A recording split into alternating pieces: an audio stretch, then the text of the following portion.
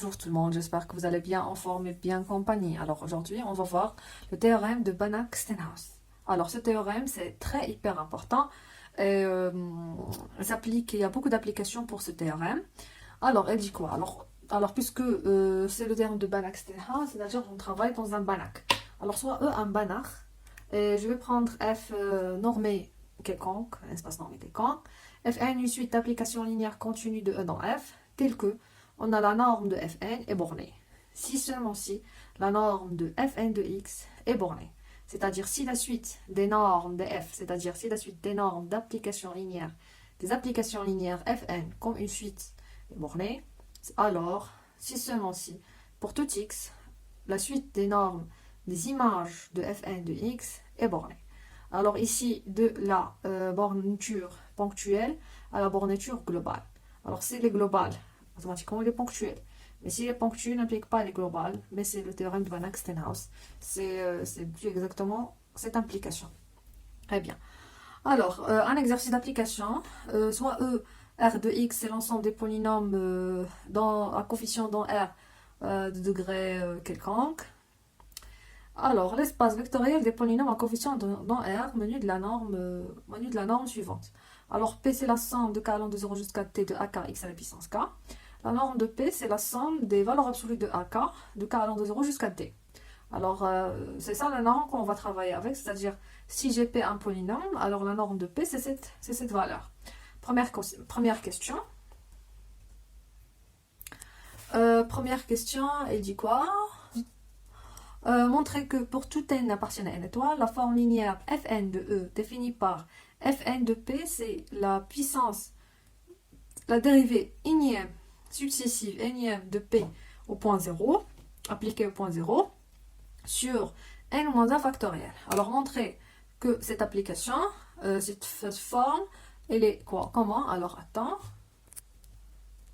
Alors montrer que cette application, elle est continue avec la norme de cette application linéaire, ou bien forme linéaire parce que c'est un valeur dans R, et sa norme égale à n, exactement. Montrer que pour tout P appartient à E, la suite numérique Fn de P est convergente. Troisième question, est-ce que E menu de la norme, de cette norme qu'on a définie ici, est-ce qu'elle est complète? C'est-à-dire, est-ce qu'il est de Banach? Alors, réponse, moi je vais répondre, bien sûr. Alors, une petite réponse. Alors, alors je vais prendre P. Si P, c'est un polynôme dans R de x, alors tel que P de x, c'est quoi? C'est la somme des AK, x à la puissance k, de k allant de 0 jusqu'à t. Très bien. Alors, je vais considérer, quel que soit n appartient à n, je vais considérer l'application Fn de E dans R, de chaque P, un polynôme associé à comme vous avez dit ici, alors c'est la dérivée énième de P au point 0 sur n-1 factoriel.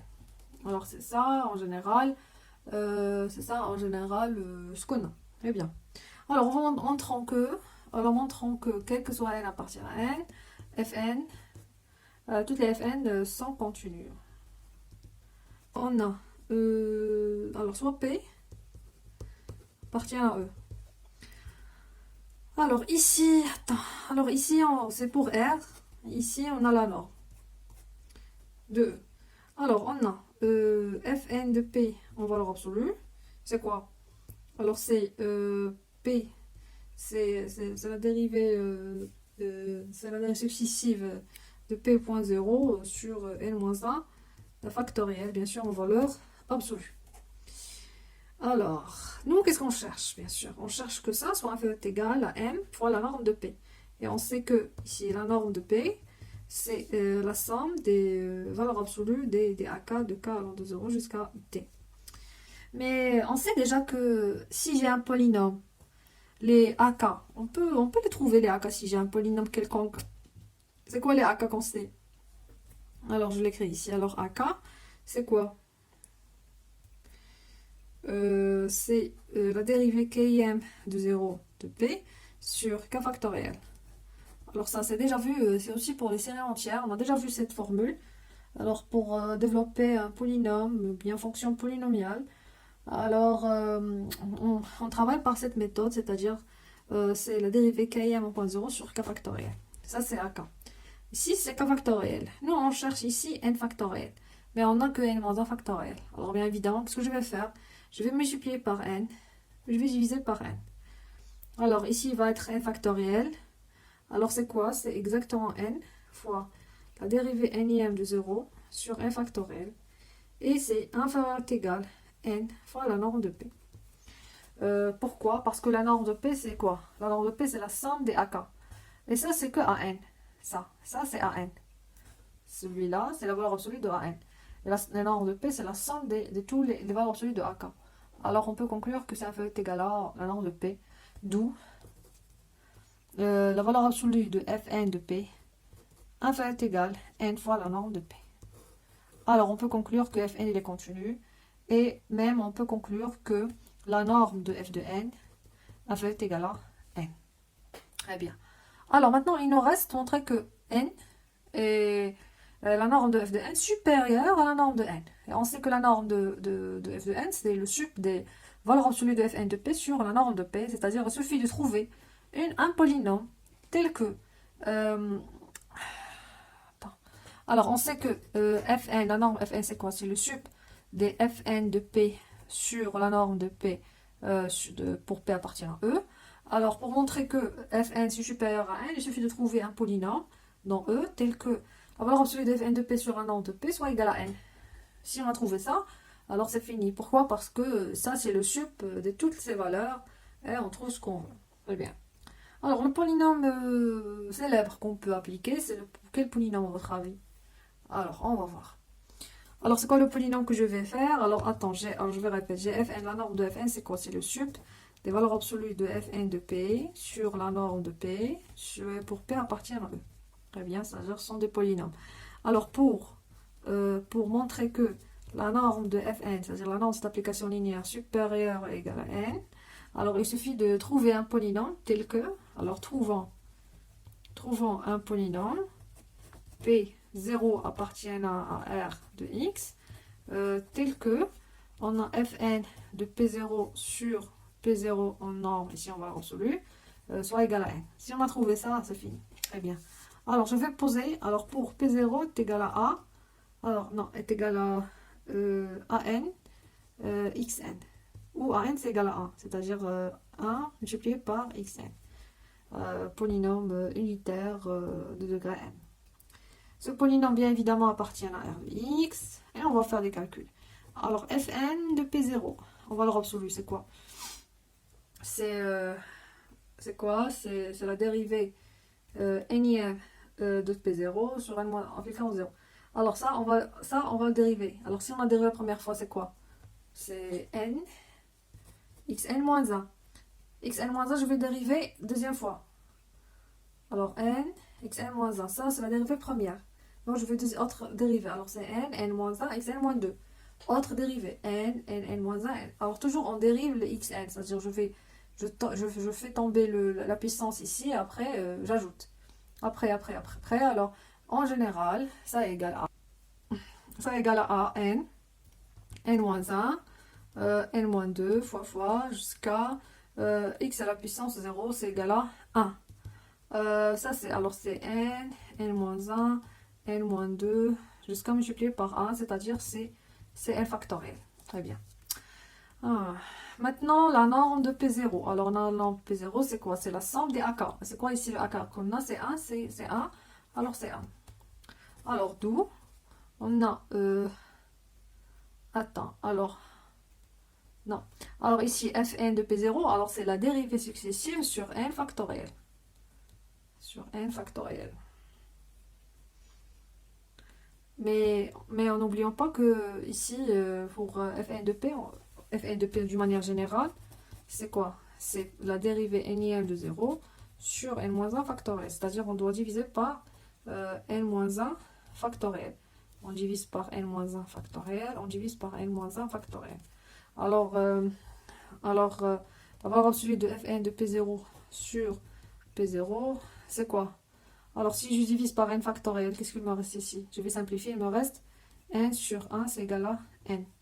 Alors, j'ai bien trouvé ce polynôme qui vérifie la chose. Alors, puisque ici c'est le sup, et sup est égal à Fn de P0 en valeur absolue, sur la norme de P0, c'est n. Alors, on a montré que ça est supérieur à n. Or, on a celui-là est inférieur ou égal à n.